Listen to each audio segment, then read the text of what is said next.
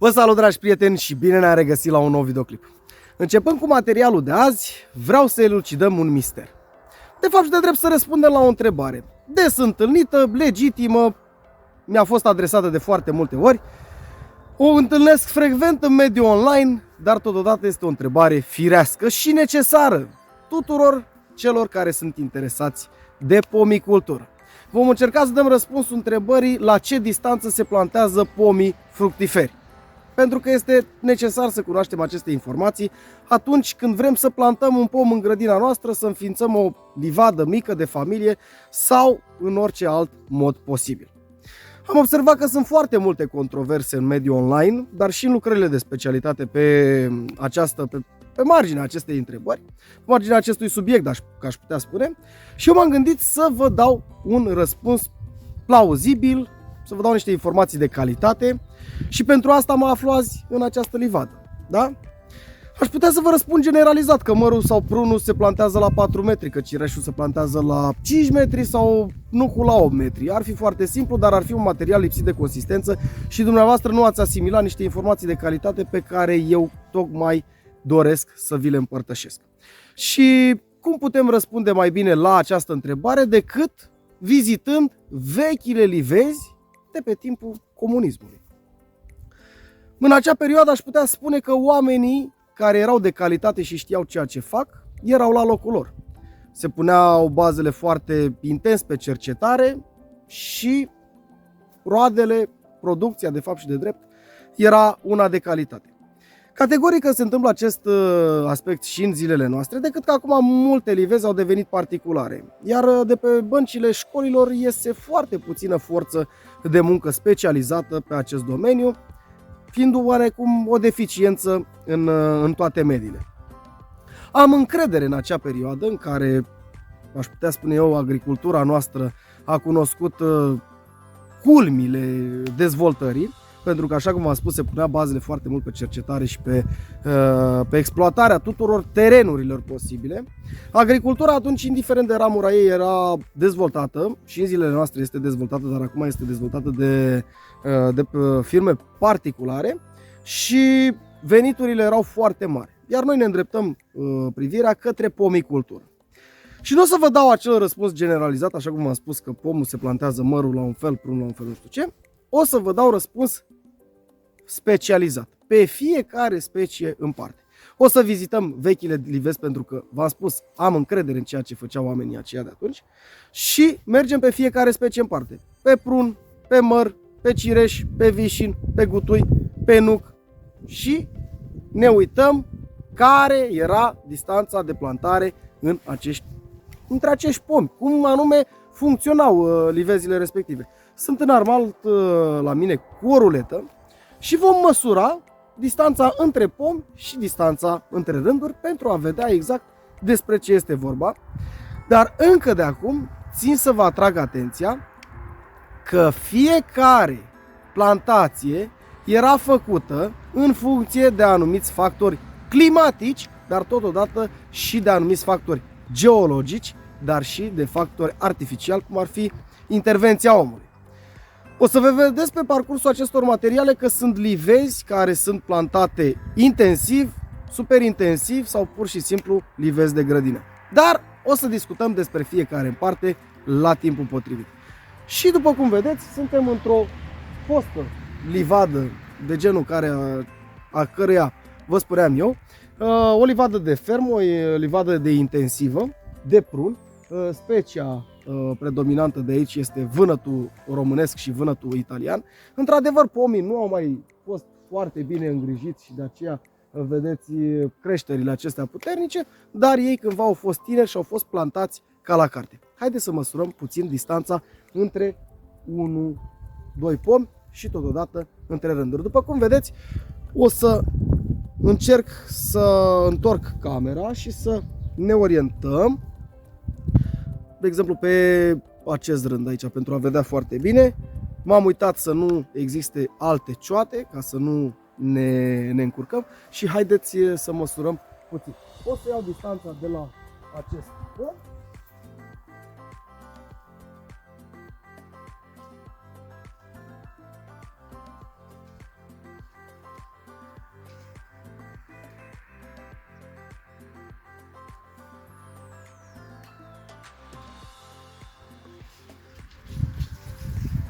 Și haideți să vedem ce spune ruleta. 3,90 metri. Deci la prun avem 3,90 metri între indivizi. Acum haideți să măsurăm și distanța între rânduri. După cum vedeți, aici suntem poziționați pe rânduri. Și pe timpul acela erau tractoare și alte utilare.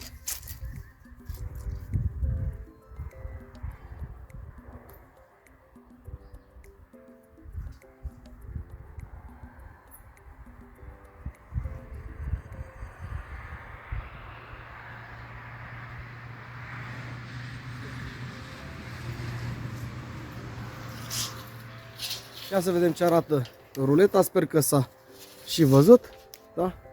5 metri. Deci în această plantație de prun, specia vânăt italian și vânăt românesc, predominant, avem o distanță între indivizi de 4 metri pe rând și o distanță între rânduri de 5 metri. Ce ne poate spune acest aspect? Ne poate spune că prunii se plantează la distanțe de 4 metri între indivizi. S-a păstrat 5 metri pentru a putea interveni cu utilajele foarte bine pe aceste rânduri, cum le vedeți dumneavoastră din spatele meu. Da? Dar ce spune cartea? Ei bine, cartea spune că prunii pot fi plantați la o distanță de 4 metri între indivizi și între rânduri. De ce acest lucru? Factorii care influențează cultura prunului sunt factori de natură pedologică, factori de natură climatologică și factori de natură geologică. Dar mai intervine și factorii de expoziție. Pentru că, după cum bine știți, putem vorbi de expoziție nordică, sudică, estică, vestică și expozițiile secundare, gen sud-vest, nord-est și așa mai departe. Cultura prunului merge foarte bine în zonele noastre și este aclimatizată. Adică norma de altitudine la prun poate oscila de la 100 de metri altitudine până undeva la 750-800 de metri altitudine în funcție de expoziție și în funcție de stratul geologic. Întotdeauna pe expozițiile sudice avem un plus de căldură, un minus de umiditate. Pe expozițiile estice avem un plus de căldură, un plus de umiditate față de expozițiile sudice. Dar pe expozițiile vestice avem un plus de căldură mai mare decât pe expozițiile estice și totodată un plus de umiditate mai mare decât pe expozițiile estice și categoric mult mai mare decât pe expozițiile sudice. Și tocmai de aceea culturile în general au fost formate și rulate în funcție de acești factori foarte complexi și ne-ar trebui un an de zile să povestim despre el. Aici, de exemplu, suntem pe o expoziție preponderent sud-estică. Soarele merge pe boltă în acest fel și oarecum masivul este orientat către sud cu influențe estice. Și de aceea distanța între rânduri a fost lăsată mai mare, iar distanța între indivizi a fost lăsată, cum spune cartea, la 4 metri. În concluzie, prunul, dacă folosiți această cultură în livezi mici de grădină, nu faceți livezi intensive sau super intensive, îl puteți planta la 5 metri față de individ. Adică puteți face o tablă de șah, cum s-ar spune, pe 5 metri față de individ. Pentru că, așa cum vă spuneam, pentru o bună dezvoltare a prunului, el are nevoie de lumină. Pentru a putea capta lumina, el are nevoie de acest perimetru, de acest spațiu între indivizi pentru a capta foarte bine lumina. După aceea, celălalt factor este că prunul are nevoie să dezvolte coronamentul, iar capacitatea maximă de dezvoltare a coronamentului este direct proporțională cu distanța între indivizi. Dacă luăm 2 metri de la coronamentul unui individ și de la coronamentul celălalt individ, vor ajunge aproape unul de altul să se unească. Cu cât distanța este mai mică, cu atât ei se pot uni și vor tinde să crească pe înălțime pentru a capta prețioasa lumină. Deci orice prun, orice pom, dacă am putea spune așa, fie că vorbim despre prun, fie că vorbim despre orice altă specie, are nevoie de un spațiu pentru a se distribui simetric în jurul lui și pentru a crește armonios, dacă aș putea spune așa. Mai dăm o privire prin livadă și revenim cu un scurt comentariu foarte important.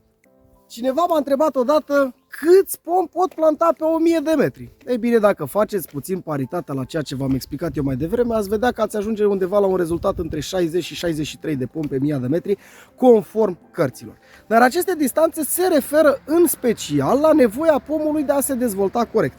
Dar totodată trebuie luați în calcul și ceilalți factori, adică intervenția omului. În toate livezile, indiferent de natura lor, în general, fermele mari, pepinierele mari, intervin prin susținerea pomului, prin picurare, prin îngrășăminte și prin tratamente. Având acești factori de partea pomului, atunci distanțele în livezi superintensive pot fi diminuate. Pentru că pomul va fi crescut ca un pui în incubator, ca să mă exprim așa. Deci, distanțele acestea pot fi mai mici, dar atât coronamentul pomului va fi redus, de dimensiuni reduse, cât și spațiul dintre pomi la fel va fi redus. Fapt pentru care omul intervine și dă pomului tot ceea ce are nevoie. Acum, dacă vorbim de grădinile mici și mijlocii, eu v-aș putea da următorul sfat. Noi în grădinile mici și mijlocii nu urmărim să facem producții intensive. Nu urmărim să stropim cu 100.000 de chimicale și să facem un rând de nu știu câte stropiri, 7, 8, 10, 14 stropiri, pentru a crea o bombă chimică în grădina noastră și a consuma fructele acelea. Pentru că se știe că unele substanțe pot fi acumulate în organism, pot fi asimilate de fructele pomilor și așa mai departe. În grădinile mici și mijlocii, dumneavoastră puteți planta și respecta această distanță de plantare la prun de 4 metri între indivizi și 4 metri pe rând, dar totodată uneori puteți diminua puțin distanța, aș putea spune chiar și cu 1 metru, dacă interveniți asupra pomului și țineți un coronament mai restrâns și de un nivel mai mic. Deci, din punctul meu de vedere, în grădinile mici și mijlocii am putea reduce această distanță de 4 metri cu 1 metru, maxim undeva între 50 de centimetri și 1 metru maxim această distanță. Adică aș putea spune că putem planta pomii și la 3 metri distanță față de individ. Ceea ce nu este neapărat recomandat, dar poate în grădina dumneavoastră mai vreți să aveți și puțină umbră, dar totodată să aveți și producție. Mare atenție, nu vă lăsați păcăliți de structura mică a pomului atunci când îl plantați, aoleu ce mic este, ce drăgălaș este, și reduceți distanța mai mult de 3 metri, așa cum am spus eu, deși ar trebui să respectați ceea ce spune cartea, 4 metri. Pentru că pomul acela trebuie să-l priviți în viitor, el se va dezvolta și când va avea nevoie de lumina necesară și toate celelalte condiții, atunci vor interveni problemele și va trebui să renunțați la unii dintre ei. Dragilor, ne-am lămurit. Cultura prunului, indiferent că vorbim de intensivă, indiferent că vorbim de grădină, ar fi indicat ca indivizii să fie plantați la o distanță de 4 metri între indivizi și 4 metri pe rând. V-am spus, există cazuri particulare, dar nu intrăm în detalii. Totul spre binele pomului și pentru ca dumneavoastră să aveți o cultură echilibrată. Data viitoare vom discuta despre cultura mărului. La fel vom vizita diferite livezi de pe timpul perioadei în care erau, nu știu cum să le denumesc, CAP-uri, cooperative și așa mai departe. Și atunci vom discuta și despre distanța între meri, bineînțeles într-un material mai scurt, pentru că acesta a fost cel introductiv, cel premergător seriilor de videoclipuri care vor urma. Și vom continua astfel pe fiecare specie în parte. Așa că până la următorul videoclip, eu vă doresc toate cele bune. V-am pupat!